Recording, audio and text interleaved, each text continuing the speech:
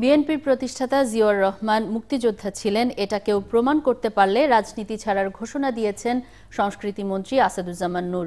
শুক্রবার বিকেলে নীলফামারীর ডোমার উপজেলায় স্বাধীনতা স্মৃতিস্তম্ভ হৃদয় স্বাধীনতার উদ্বোধনী অনুষ্ঠানে তিনি এ ঘোষণা দেন।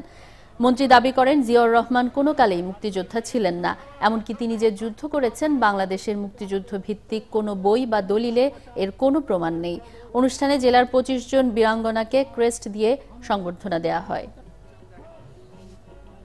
একটা বইয়ের একটা পৃষ্ঠা আমাকে দেখা।